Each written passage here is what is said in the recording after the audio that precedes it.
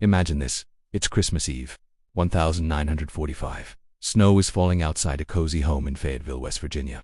Inside, the Sodder family is celebrating. 10 children are laughing, opening early presents. It's the picture of holiday joy. But by dawn, that home is nothing but a smoldering pile of ash, and 5 of the children are gone, vanished. The fire department arrives and delivers a swift, chilling verdict. The children were incinerated in the blaze. But there's a problem, a huge problem. In a fire supposedly hot enough to completely destroy 5 human bodies, investigators found belt buckles and even small toys, yet there were no bones, no teeth, not a single trace of the children. Their parents, George and Jennie Sodder, refused to believe it. They would spend the rest of their lives searching, convinced their children didn't die in that fire. They were taken. This is the story of the Sodder children, one of America's most disturbing and baffling unsolved mysteries. George Sodder was a hard-working Italian immigrant.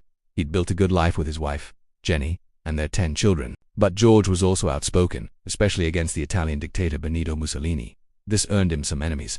In the months leading up to the fire, things got strange.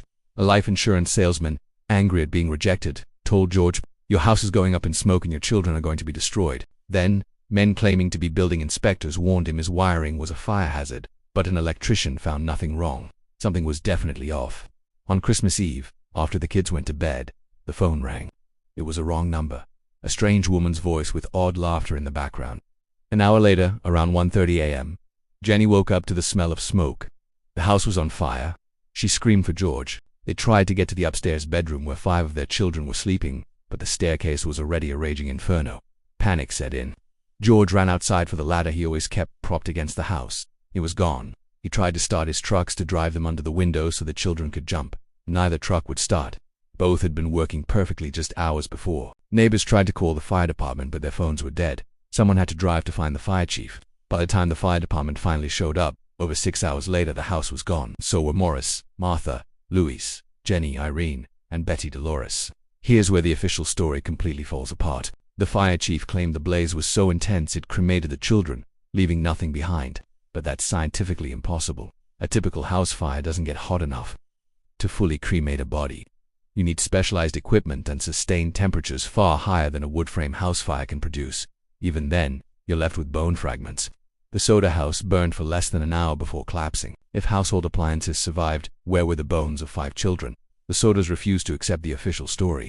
George contacted a crematorium expert who confirmed his suspicions. 5 bodies don't just vanish in a house fire. The county coroner issued death certificates without ever seeing any remains, basing his decision purely on assumption. Weeks later, George hired men to excavate the site. They sifted through every inch of ash and debris. They found small personal items, melted glass, but no human remains. The clues that this was no accident started piling up. The fire chief blamed faulty wiring, but the power had been cut early in the fire. A bus driver passing by saw someone on the road throwing balls of fire onto the Sodders' roof. The missing ladder was later found thrown in a ditch nearby. A mechanic confirmed that the wires on both of George's trucks had been deliberately cut. The phone lines were also severed. This wasn't an accident. It was a carefully planned attack. But then came the sightings. A woman at a motel 50 miles away saw the children on Christmas morning with 2 Italian-speaking adults. She said the children looked scared. Another employee at a Charleston hotel saw a similar group. Witnesses at the fire scene even saw a man watching the house burn from his car, driving away when approached. Someone had taken those children. But who and why? Several theories emerged. Was this revenge from Mussolini sympathizers for George's outspoken criticism? Kidnapping and selling children to pro-fascist families would have been a brutal message. This fits with the Italian-speaking adults and the earlier threats. Or was it an illegal adoption ring? The Sodder children were young and healthy. They would have been valuable on the black market. This would explain why they were seen alive and why they never came home. Perhaps the most chilling theory involves local corruption. The fire chief's delayed response, the shoddy investigation, the rushed death certificate all points to a possible cover-up. Were local officials paid to look the other way? George Sodder certainly believed so, spending years confronting them, but he never got any real answers.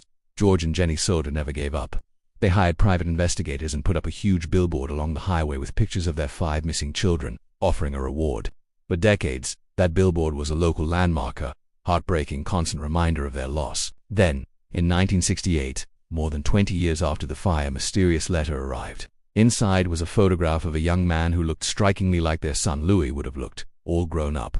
On the back, a cryptic message was written. Louis Sodder, I love brother Frankie. Illa boys, a 90132 or 35. Was it really Louis trying to make contact, or was it just a cruel hoax? The family hired another investigator to trace the letter, but the trail went cold in Kentucky.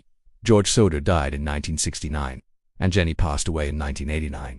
They both went to their graves, believing their children were out there somewhere. Their youngest surviving child, Sylvia, continued the search for her lost siblings until her own death in 2021. To this day, the case remains officially open and completely unsolved. No bodies, no arrests, and no closure. Just a mountain of questions and suspicious circumstances. So what really happened on that tragic Christmas Eve? Was it a horrific accident, a calculated kidnapping, or a sinister cover-up? The official story defies logic and science. The evidence points to a deliberate crime. 5 children vanished into the night, and their family's desperate search became a legend. What do you think happened to the Sodder children? Let me know your theories down in the comments. Thanks for watching, and if you're fascinated by mysteries like this, make sure to like this video and subscribe for more.